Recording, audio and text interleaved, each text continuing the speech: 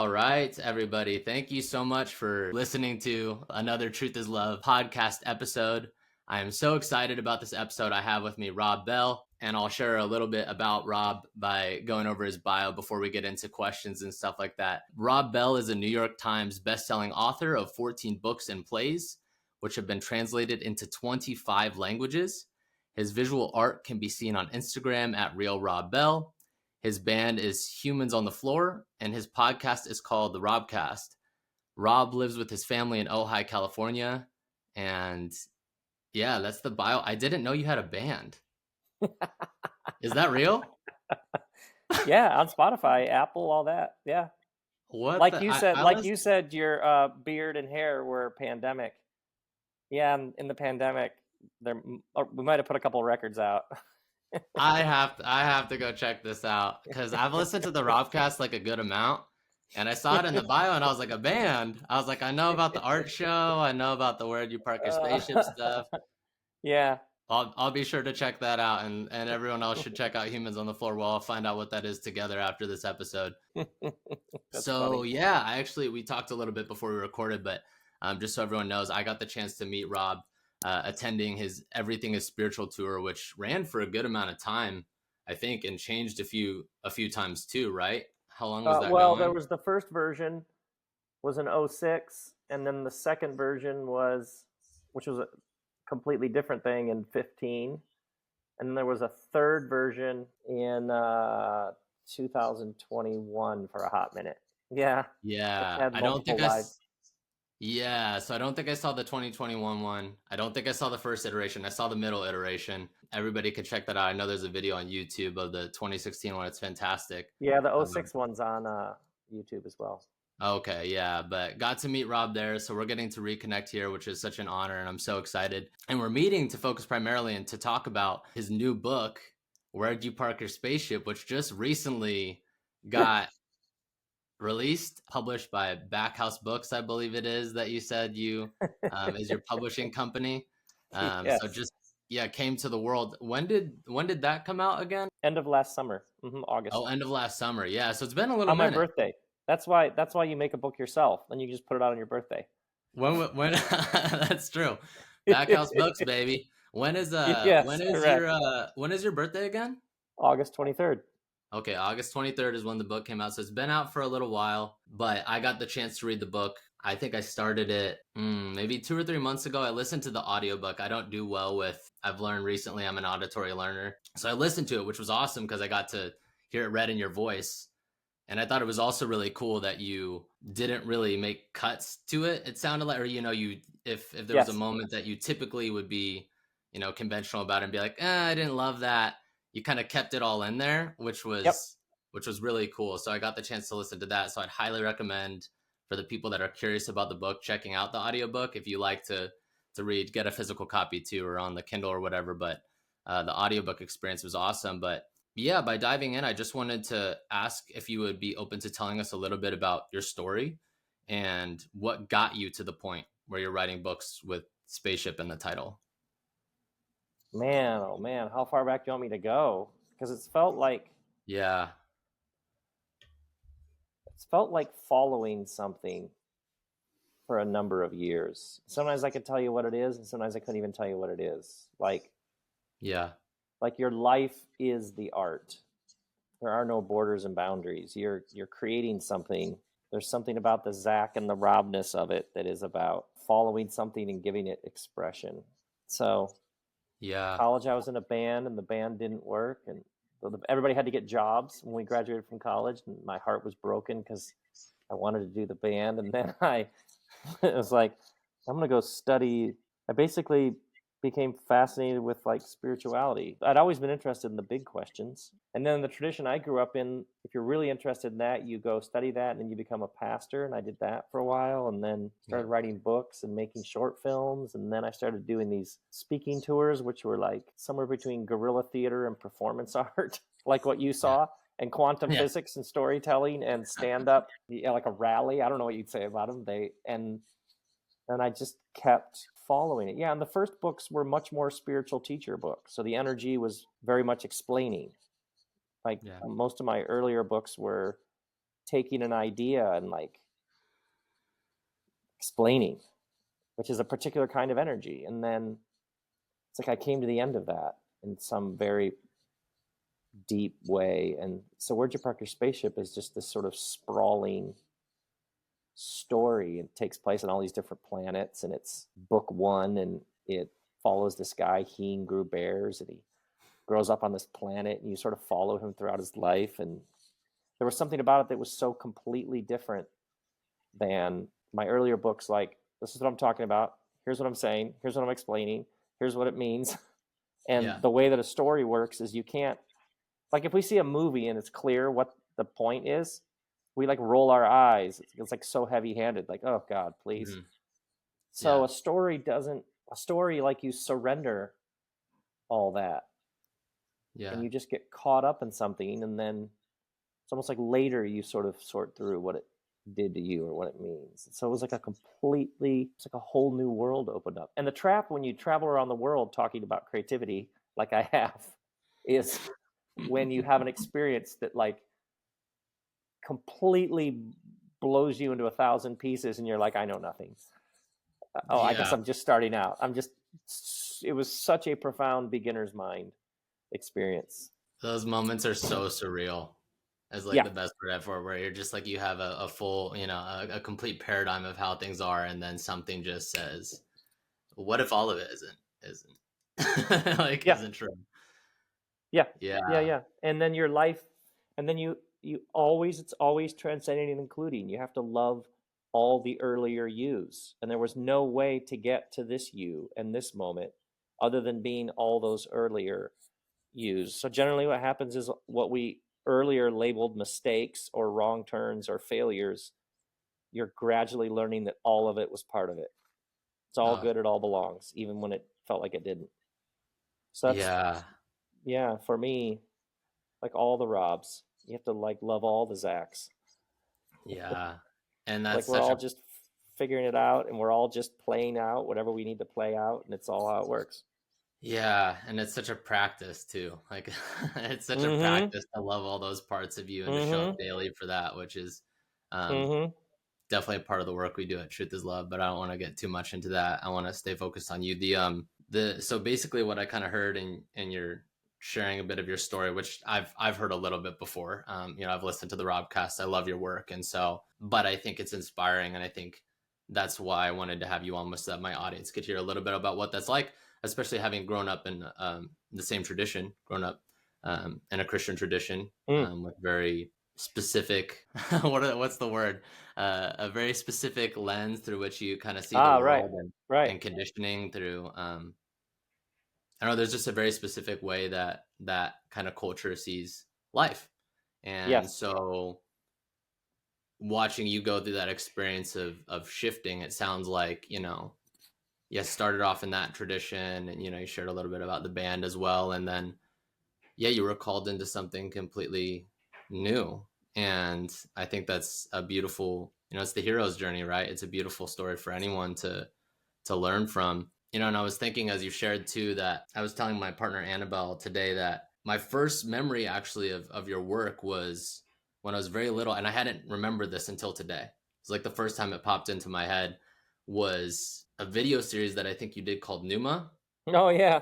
And I was little. Like, I never saw the videos, but I was clearly like inundated in the culture. My parents were watching them, my aunts and uncles were watching them. And so it's just interesting as we're having this conversation, you're the kid going, what are the parents going off on? What is this? I'm like, who is this guy? Who's this Rob guy talking about Jesus and, how he's influencing our lives? But I think it's just cool to hear back, all the way back to then to now, writing again a book with spaceship in the title. It's just it's a beautiful example of following that thing that you're talking about. So thank you for sharing that. So you mentioned on your podcast, the Robcast, that the idea of the book Where'd You Park Your Spaceship woke you up in the middle of the night. Somewhere between fast asleep and wide awake, almost like a lucid state. In the middle of the night, I was like, this guy is asking this guy, where'd you park your spaceship? And it's like, I distinctly remember being like, Well, how does he feel about this question? Oh, he does not like this question. What's his name? Dill Tud. What's the other guy's name? Heen Gruber's. Oh, and wait, spaceship. Are they on Earth? No. Where are they? They're on a planet called Furtus. Oh, interesting. Well, how did they get there? And it would like, I remember the clothes closet. There's like a pad of paper where like you write, you know, pick up bread tomorrow. And I just started noting the story, and it kept happening. And pretty soon there was like these like this little like to-do list notebook in the clothes closet is just pages and pages and pages of this story that just it just kept expanding, and it was so unbelievably delightful. I was like, it was just so much fun, and I'd written several other books, so I had a sense of like when it's time to start typing. Like I remember being like, oh, let's start telling the story. I didn't tell anybody, and I just started typing. Yeah. It was all, and I knew no publisher would be like if I brought a book about spaceships in, they'd be like, this isn't a Rob Bell book. And I'd be like, yeah, but I'm Rob Bell. So it was really interesting how right away it was like, we're playing a different game here. It's almost like it came in so strangely. It just got, because oftentimes in the creative process, we have a bunch of things on our shoulders. Experts, authority figures, super famous people who do whatever, and we have them on our shoulder telling us, this is how you do it. Or even a mentor or somebody who really helped us, this is how it's done. And sometimes you have to like brush all that off so that you're clear, listening to your own deep knowing and not just listening to however someone else said it's supposed to be done. And so right away the book was like, I have my own. It was like it was talking to me going, hey, I know what I'm doing here, trust me. It was a it was a really, really profound. It's the first thing that I was like, oh wait, I love the characters so much. Like, yeah. I would love talking to people about this story. Almost like I had an experience of the story. I'd love to tell other people, like find out what other people saw in the story. Almost like someone else wrote it or something. And other projects were like, do it, put it out, do some interviews, then go on and make the next thing. And this was like, oh wait, I would like talking to you, whatever it is. 6 months later, it's just as fun as ever. Yeah, it was a complete redoing of how I work. It was strange how far and wide it went. No, I love your reflection. I think I was thinking about what you said about how it was like almost kind of delightful to like follow this, like waking up in the middle of the night. Was there like I know you're mentioning that you're kind of hearing it. So is it like just kind of the voice in your head that's you, the truest expression of you that was like the truest Rob or the like most loving Rob, or was it kind of different things like you heard character voices? And was it, I guess that's my question. And also because maybe this is like a little bit getting into our work. We do somatic work, and our work is, my partner and I, she's a somatic practitioner, somatic coach. I'm a breathwork coach. And so love it. We're all about building a relationship to the body, the feelings in the body, the sensations in the body. So I'm wondering if it was like, if it showed up in the body in some way, or is it like an auditory voice? Are there visual images where you're like seeing the scenes play out like a movie? Like how did it show up to you in that excitement? For sure, it created some new relationship with my mind, because a whole part of the intellect, my previous work, spiritual teacher work, is like idea A, idea B, idea C. They flow in. It's a particular intellectual exercise. This story right away was like, hey, that part of your brain can just go over in the corner and have a smoke, because we're doing something else here. I mean, it was like the body. It was some new embodiment that when I was still and present to my breathing, then the story came, and it wasn't a strategery like mentalizing. It was like being caught up in a scene, and then almost like reporting, and then so and so said this, and then we're going here, and then and then this character says this. And it did. I very much relate to what you said. It had something to do with an even greater integration for me of being even more in my body than ever, which I'm noticing how many people, this is what's happening right now, is they, like, you think about like when you're in high school and you have to take this thing called the SAT, and hopefully you get a good number so that you can get into college. Like, you have a whole generation that was like stuck in its head, a whole world stuck in its head. And you can see people like you, how our guides to this whole thing is coming online now. It's extraordinary. Surreal is the Mm-hmm. best word. It's like, Mm-hmm. I mean, words obviously can't capture it because it happens in the Mm-hmm. body, but I think it's so No, cool to hear that you had that experience absolutely. in relationship to the creative process, and how Yeah. I think, again, like, it's interesting how often we work from the neck up with creativity, even though it Oh, is right, kind of right, right. body integrated thing. And by connecting with our breath, the stillness, the presence within us, we may be able to access a more, Oh, I don't want to like polarize it by saying it's better so necessarily, but there's just maybe it is deeper, better. It is a faster. better integration in which you're drawing on all the different parts of yourself. I do these once a month. I do these events in Ojai where people come for 2 days and we sit under these trees, Yeah. and people bring the question they have about their project, life, work. I imagine you see this all the time, but part of it's so incredible to watch people like sink down into their bodies in what Yeah. was this giant ruminating mental spinning about some project. They get real quiet, and then we watch oftentimes tears, because there's this relationship between grief and imagination, oftentimes with something is asking to be let go of or to like flush through, and then Yep. you watch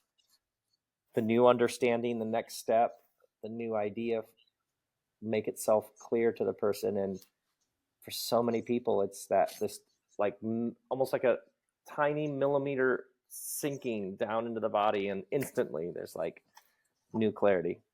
It's just the Yeah. most extraordinary thing to witness. Yeah. And it's, it almost feels like it's the wisdom Right. is maybe the word I have for it, that comes Mm-hmm. through in those Mm-hmm. moments, is Yeah. often quite simple, Oh, and seems like it's not a big deal. Like, it's right. just Right. like, it's like a Mm-hmm. quick Mm-hmm. little, like, oh, I could just, not do that thing, or I could just Right. I could just be kind. It's like, it's now downloaded to the whole system, and the whole computer's getting it, and it's not just like one, folder in the corner. So, oh, so well said. It's a simplicity after complexity. So Yeah. the mind split is masterful at splitting hairs. It can do these Yeah. should I move to Atlanta or not? And then it goes all these lists and reasons and 2 columns and spreadsheets and this and that, and I'm talking to so and so, and then the person goes around and talks to other people who are stuck in their head, and they're like, you know what you should do, and so told me I should, and then so this was their advice, and all it is just the water just keeps getting stirred up, and yet the heart is like that. There's a simplicity after complexity, elegance to the center Yeah. of the being when you're integrated. It's like it knows. I love how you said it knows in like 2 and 3 word sentences. Like, you don't want to go to that party. Your mind is like, oh, there might be cool people there. Oh, I might be able to network for work. Oh, I don't want to disappoint the host. Oh, good, like people who are on it do go to parties like this, but the body's like, you don't want to go to the Yeah. right. It's like Yeah. so clear. Simple, clear. Yeah. Yeah, confident.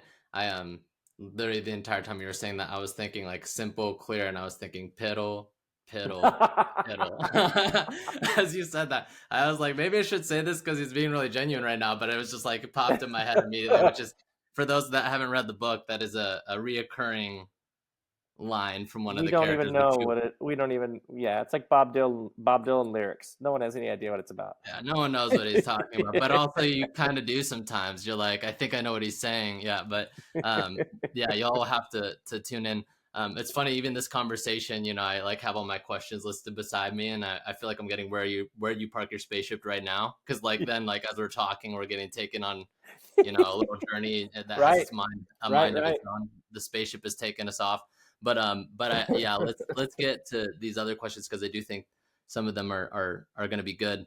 Um, yeah, this next one, I want to make sure this is the right one. I love what you said about the intelligence that the body possesses, which is its own kind of intelligence. So you think about like how many people are trying to figure out what to eat, and how many people on Instagram will tell you this is my morning routine. This is my like you need this many carbs of grams of this, you need this many carbs, whatever, which is all great. We have all kinds of science and data, and we have this is what this does to, I don't know, blood sugar or whatever. That's all that. Then you also have, when you're integrating all of this data and information, you also have learning to listen to what your body is telling you. Yeah. Like this food works. It's good. This kind of eating throws me off. Yeah. It's like there's a step past all the latest research, which is the integration of the research into me being present to my body. You know what I mean? Yeah. And listening. And Oh, I'm just noticing how many people are like me, are like, wait, there is an intelligence that doesn't run through the usual filters that my brain has been conditioned and programmed to navigate the world. Right. But wow, is it clear and swift and sometimes surprisingly decisive. Like this, like you think about how many of your listeners, you knew the person was lying. You knew it.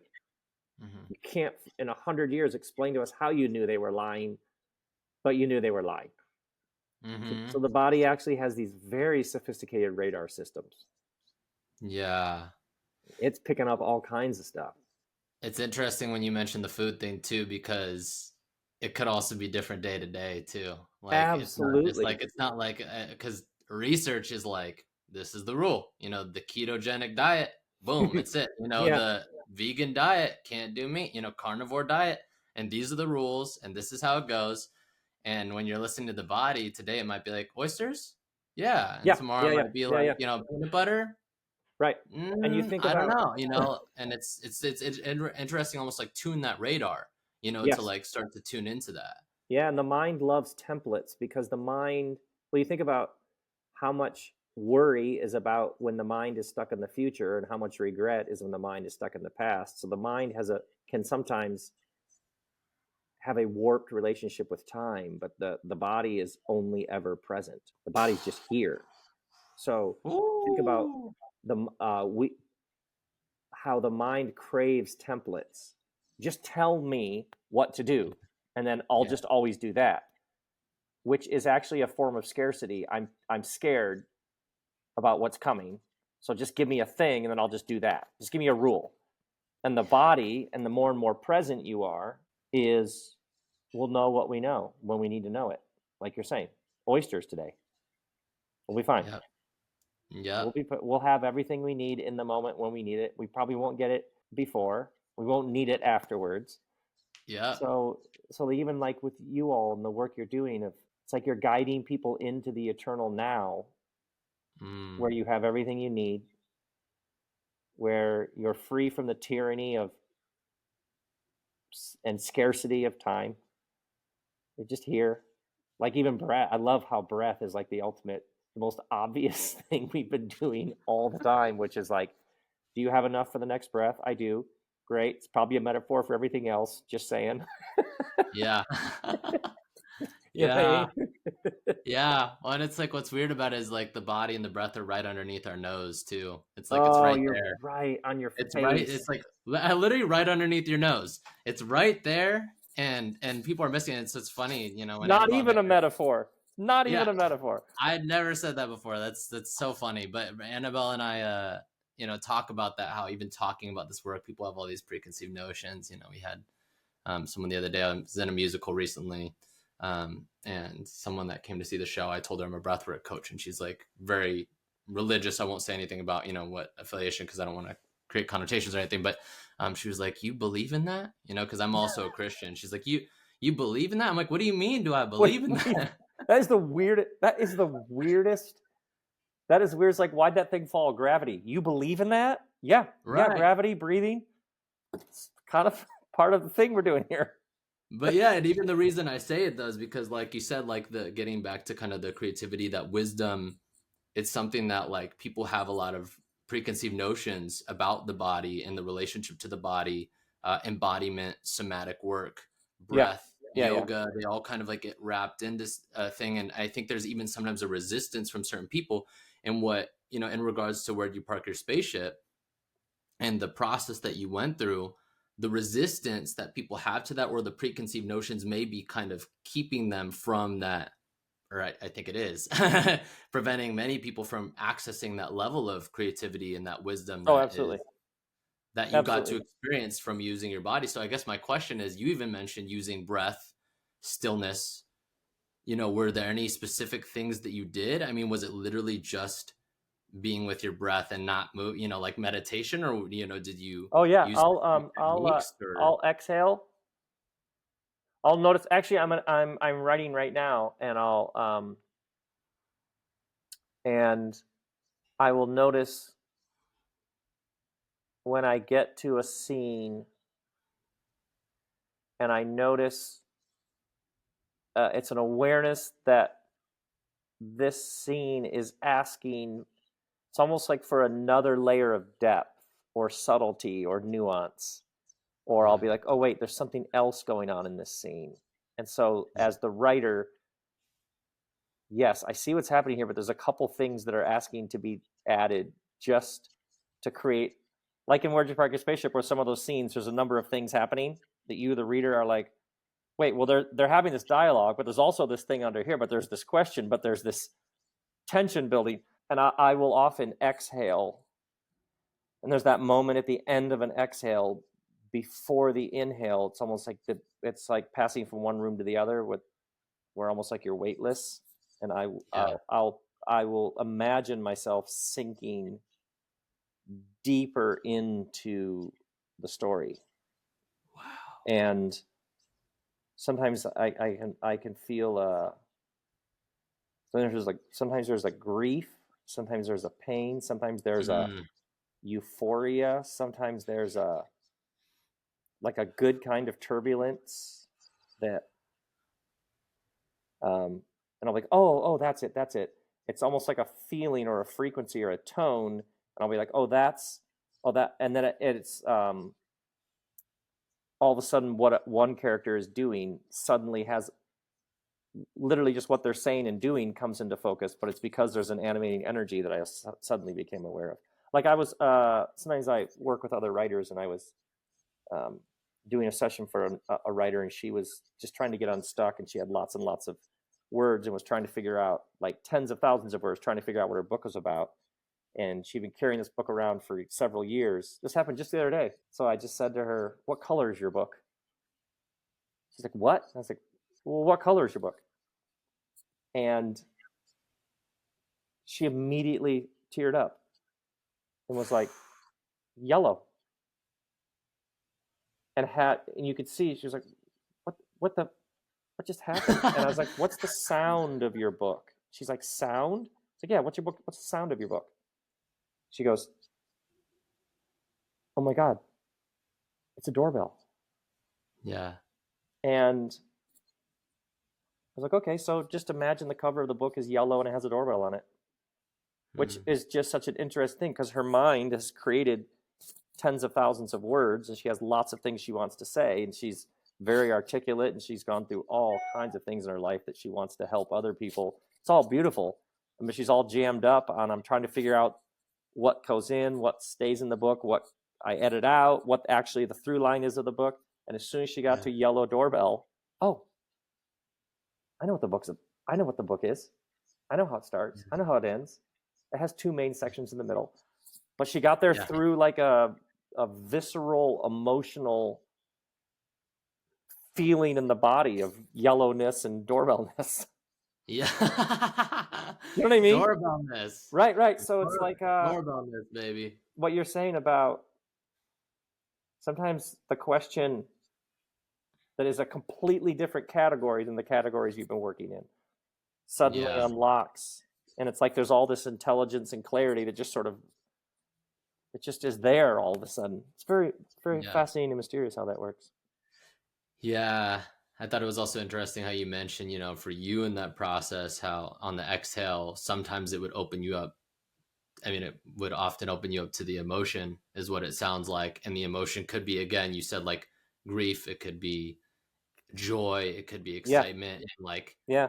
how incredible that you got to channel that into this project, that you were able Yeah. to Yeah. Yeah. really tap into the full spectrum of emotions and then channel it into this creative project. It wasn't just like, Yeah. again, like, yeah, I guess that, yeah, that's what I I had want to say. so many tears writing "Where'd You Park Your Spaceship," and there were moments when I would stop and just like almost like a deep wordless sobbing, and I was like, it was like some new connection with the subconscious. I was like, obviously, I am working something through here, but there's something about putting this story on other planets and making up all the names and having spaceships involved is Yeah. weirdly tapping me into a world of things that are ungrieved grief that is sitting in my body. And what I love is doing interviews with people like you. How many interviewers are like, hey, read your other books, but this is your most personal book yet.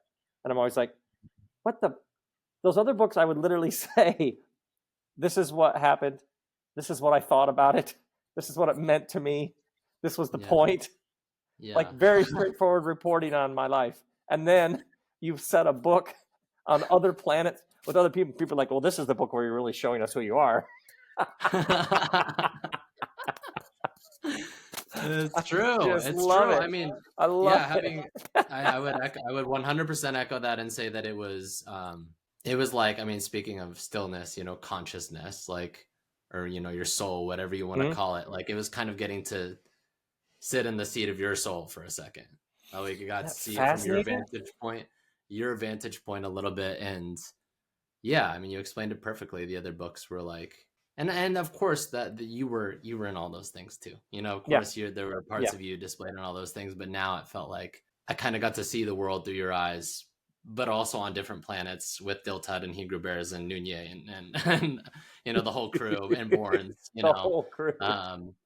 Yeah, I wasn't planning on talking about this, but I'm riding the wave of where we're going and I'm loving it. So you mentioned tears. The moment for me that tears dropped was the moment where I mean, of course, the moment. I feel like there are many moments where it happens, but there's like a moment for me that like rocked me, which was when um, brings lines back. Oh, right. And I'm sitting there freaking, and so I mean the reason I'm saying this is because you're tapping into that emotion in the creative process that I Mm-hmm. think also gives other people that permission to tap into those emotions as well. And he who grew bears is coming back with lines, having saved him, and the cheers, I'm in the kitchen making eggs and I'm like, I starting to get real choked up. I'm like, it's Tuesday morning and I'm like fully in it, like fully in the depths with you. And then, and then the fall, is it okay if I talk about that? Oh, spoil away. No one's going to remember. You can spoil away. Okay. And then the fall happens and there's like, he falls and he gets very hurt. Like I didn't very, see that. very By the hurt. way, I didn't see that coming That until was something I wanted to talk to you about. I didn't see that coming till that sentence. Yeah. And I was in the sentence and realizing, oh my God, he's going to trip. Oh, wait, what happens? And then what happens to his face and all that. And then he's just blood everywhere. And he feels these arms holding him. And I was like, whose arms are these? And then Bobby Freelance says, I got you, brother. Rex me. And then Bourne says, thank you for saving my kid. Just wrecked. Complete. And then all of a sudden I was like, wait, I have just now rendered my main character without his voice. How long? So once again, the utter surprise of why would I have my main character break his jaw and bite off his tongue so he can't speak? Like, why would you do that to yourself as a writer, as a storyteller? But it was like, Right. But that's what happened. I was like literally with myself. Like this Rob was talking to the other Rob going, yeah, but that's what happened in the story. Deal with it, man. Yeah. Yeah.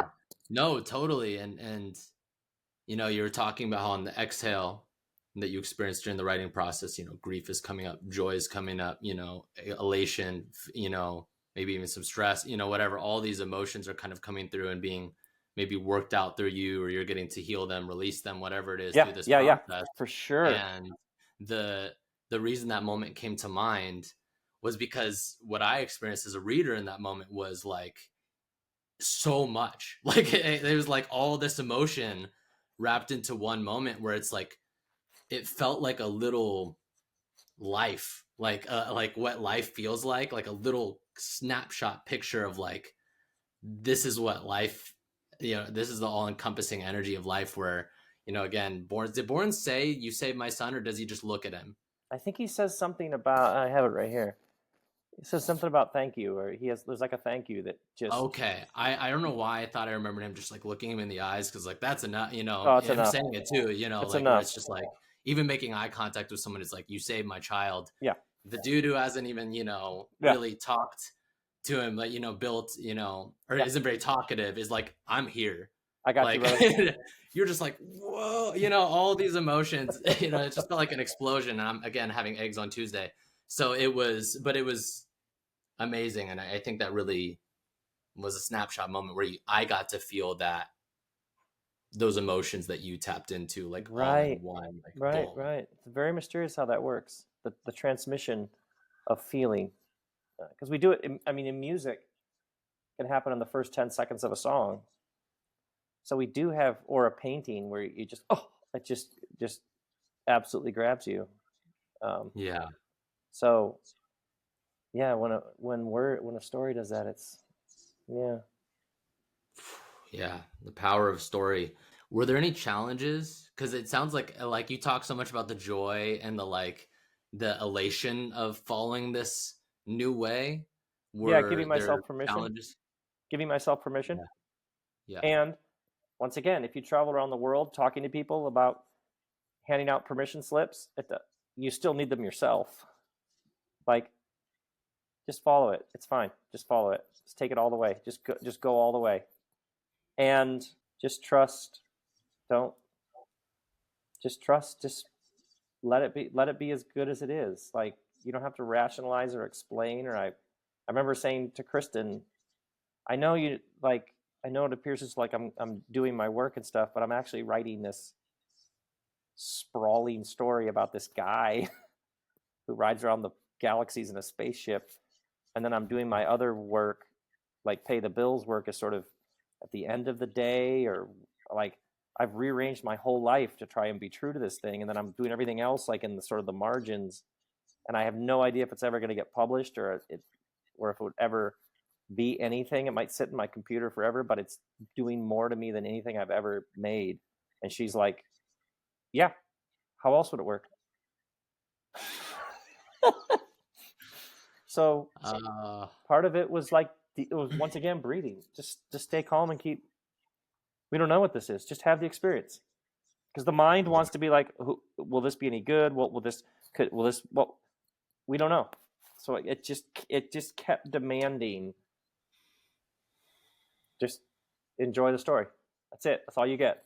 The other books, I would literally could be writing the book thinking, okay, what's the subtitle? Okay, what's the copy on the inside cover? Because if I don't come up with that, or the back cover, then the publisher is going to write it, and then I'm going to be like, that isn't what the book's about. So like, it got to the point where writing for me had all the elements of making a book and putting it in the world in the 2-year process. So this book came along and was like, you don't None of it. even None of it. like. It was like, we've come to. And I thought maybe I was done with writing because the last book was like, there. I don't see myself writing again. It was like a good ride, and then all of a sudden it was like, oh, Rob Bell, you know nothing about writing. What the? Mm-hmm. That was like a warm up.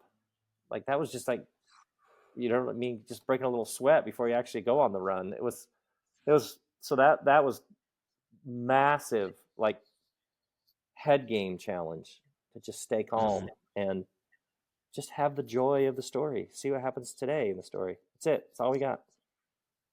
Did that feel like a? You talked about it demanded, No, which I no, yeah, really relate. I relate to that feeling when you feel like you're kind of called into something. Do you yeah. feel like Yeah, when you say demanded, was it like you have to do this? Was it just one of those things where you just have to Well, like, it's and even right, like right. especially when you talk about like rearranging your whole life, there's I don't want to say consequences to that, but like there are Yeah, yeah, yeah, you're accepting the fullness of that. You're accepting yeah, the challenges of that fully, and you're willing to. And rearranging your yeah. life is not an easy thing to do, especially for a creative project. And so, like when you say demanded, talk. Yeah, I guess I Because I'd wonder be if the you could first talk person about to that. try to soften that and be like, oh, it was everything's an invitation. You can say yes or no, but it had this just, yeah, you want to go on this ride, but it also had, but you're going to, this is doing something to you. You've always wanted to do. I distinctly remember what you're saying about demand. I distinctly remember when my family was reading all the Harry Potter books and discussing them, and Kristen and the kids were like watching the movies and reading all the books, and that was like a huge. And I just was like, nah, I'm good. And all of a sudden, I was like, you know why you didn't read all those books? And I was like, why? Why did it? Yeah, because you wanted to do that. You wanted to make like a giant Mm, ongoing story. Yeah, yeah, it's like some part of you was like, hey, someday we're going to take our own crack at that. yeah. Uh, Oh wow. and all of the, even the like, how would I say it? Well, gratitude and restlessness can sit side by side just fine. And for lots of people, they get a sense of restless, angsty. I think there's something new that's asking, I think there's some next step for me. Oftentimes there's an immediate, oh, I should just be grateful for what I have. Like, what's my problem? Why do it feels greedy. Other people would, the number of people I've worked with who are like, well, other people would kill to have my job. Why would I be Hmm. off thinking about this? And I'm always like, well, the beautiful thing is they can have your job and no one has to die. Like, maybe there's a new thing coming. So I think some of that was, I've over the years, I've really, really found my work to be very meaningful, and it's been a great life. And yet there was something like, yeah, but what if all this was like a warm up? How do you know? Like, what if you were getting ready to do a thing that is the thing that you always wanted to do? What if there's some level of enjoyment that you haven't even scratched the surface of? All these years you've been like, I really love the work. Maybe you were just scratching the surface. Because look at the story, Hmm. look what it's doing to you. And I'd written a couple of plays that almost felt like, am I allowed to do this? Because this is like so tapping into something so deep. Yeah, Yeah. so it had that like rearrange your life. I would go to the grocery store on Sunday and get what I needed so that I wouldn't have to think about what I was having for lunch. So I was like, just go in, eat, then keep writing. It's like, really, it went. It took you. It took you, and you followed it, which Yeah, is so and so now it's happening. commendable. It's happening with. I don't know if I should say that. Okay, I will. It's happening. Right now. I'm doing book 2, and it's the same thing is happening. It's like I got like all these, like what's the one today? It literally here is, where is it? Here is on my phone me texting myself names for a couple of different characters that are Yep. in the neck. Like, now we're in again. It happened again. Yep. Now we're in. It happened again. So like this And interview yeah. with you, I would do an interview like this at the end of the day, because the first part of the day I'm there following the story. Yeah, I appreciate that you said gratitude and restlessness, that there's Mm-hmm. like two things, obviously we're talking about the body a lot on this call too. Two things can exist at one time in the body, Yep. uh, sensationally, emotionally, um, And the body has opposing, no need to opposing. reconcile, or the body has no need to pick one or the other. The body can do joy and sadness just fine. It can Mhm. do depression and euphoria at the same time. Like, I can name 20 things right now I'm very sad about. I can name 20 things right now that are like just awesome. All of it, Yeah, all that's happening to me. The yeah, mind all of is like, well, which is it? Was it a good day or a bad day? You know what I mean? The body's like, yeah. Who's to say? Who's Right. to say what good and bad are? Exactly. Body. The body's I like, yeah, the deeper, like the center of our being, the heart, the integrated self is like, yeah, a day's lots of things. Are we still we're still doing binaries? What in the world? Yep.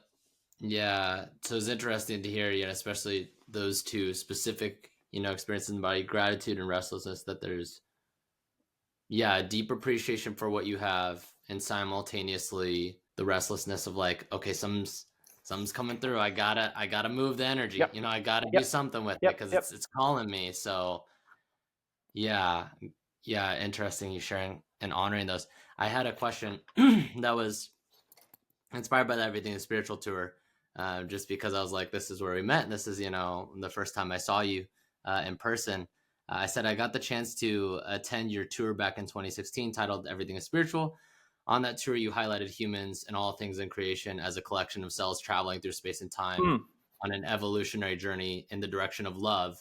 Do you think that Heen, the protagonist, is on a journey toward love in Where You Park Your Spaceship? Oh my goodness. We find out that he gets this job where he's very alone and he's traveling around the galaxy basically just pretending in each of these places. And he ends up, and then I was like, oh, I see what's going to happen. He ends up in this bakery. And like from all of the galaxies, we find him in this galaxy, in this one planet, on this one bakery with these like 5 people, and they're all standing around during the day folding the bread and pulling it in and out of the ovens, and Bobby Freelance is coming and going, and it's like the whole universe is present in these few people and their lives and their loves and their hopes. You know what I mean? It's like the whole thing is right there. And these discussions, like when Bournes does his speech about, has Philippe died yet? And he like, no, I just saw him the other day. And he's like, no, has he died? Like he still thinks the adventure is somewhere else. Yeah, it had some sort of, oh, the whole universe is right here in these people in this bread. That's where you find the infinite. Yeah. You find it in these people we love.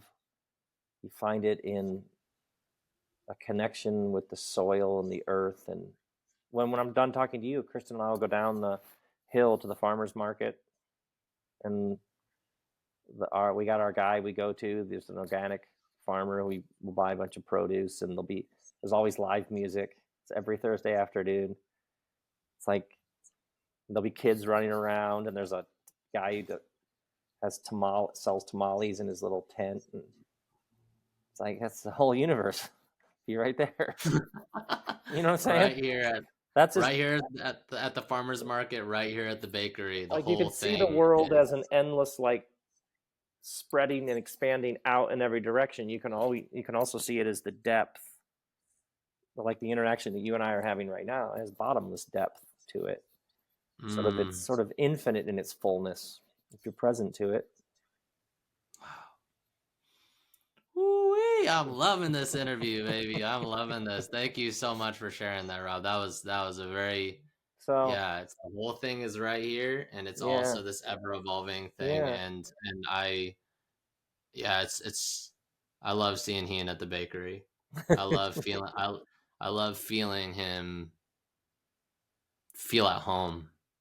Right, and you could see he starts to realize, I think I've been numb for a long time. And then it started to make me really laugh when I was following the story, and he starts saying things like, he starts jumping into these conversations, and he's like, I never took part in these kinds of conversations. I'd always stand at a distance. But also he's like getting sucked into everybody's stories. He like wants to help, but he's like offering suggestions. He's like, wait, I don't do this. What? And then when Noonye shows up and she's like, what happened to you? I thought you were like one of the best in the universe at this job. Dude, you're in so deep. He's like, what are you talking about? Yeah. She's like, you completely like you have lost all. Yeah, you're all the way in. Yeah. How do we get you out of here? Right. And then when he's like, how dare you do this to us? And she's like, us? Like, she's like, you think I'm like wrecking your little setup? It's you and me. We get paychecks from the same thing. Yeah. Man. Yeah, this has been a wonderful conversation. I'm looking at my other questions just to see if there's anything else in here that I feel like we covered a lot of it by proximity. Yeah, maybe we end with this. We have a little rapid fire section that we'll do in 1 second, but I have one more question that may take a second, which what encouragement, the question is, do you have any encouragement for someone who's listening right now that feels a call to create something new, do something different than they've been doing this whole time? Like anything that you would say to them? You get really, really quiet. You find that spacious emptiness, the nothingness out of which all of the everythingness arises. And you're just waiting for the first step. That's all you need. You don't need the number of people I've met who want help writing their memoir, but they're concerned that if it gets published, friends and family will disown them. And I'll just say, have you read the book? Have you written the book? No. Okay. So you're concerned that if it comes out, then you tell the real truth about your whatever marriage, family, history, whatever, everybody's going to disown you. That's like step 9. That's like step 93. You know what I mean? Right. Like, tell you what, sit down and write this book. Sit down. Yeah. Sit down and write the first sentence, which can sometimes be monumental. So the first step's always one. So everybody who's listening is like, I don't know where to start. Actually, you probably do, because it'll be the smallest, easiest, tiniest little chunk that you break off, and just do that. And then 2.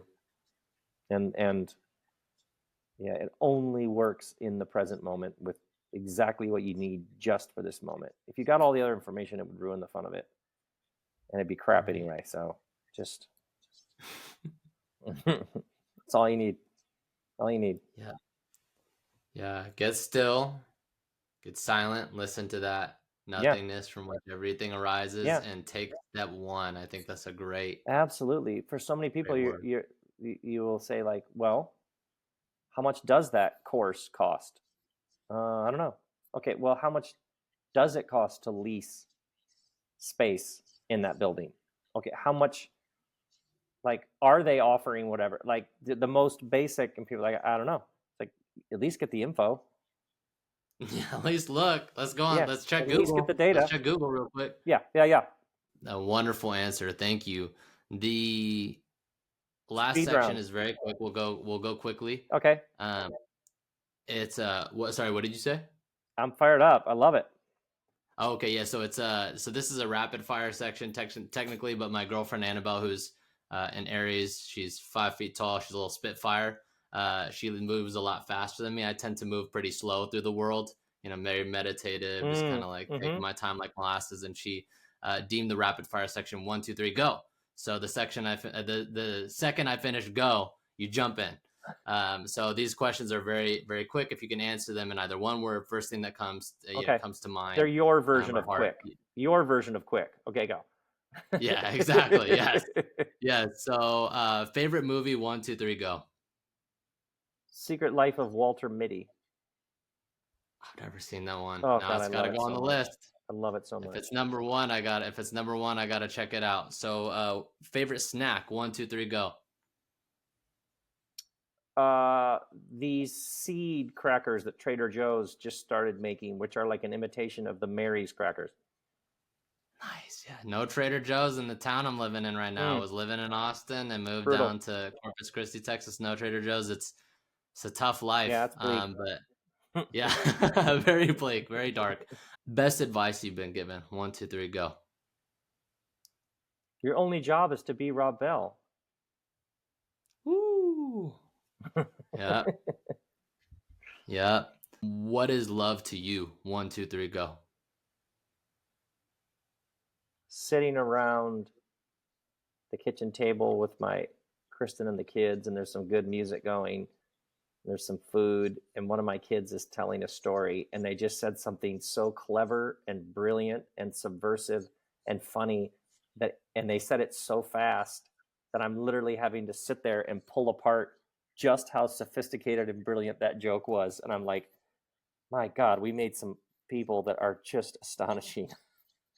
That's what right. what love is to me right now. It's all in the bakery that we talked about. Oh, You're sitting at the dinner table with the family oh, having a good conversation. You're in the bakery and it's like, oh, it's oh. right here.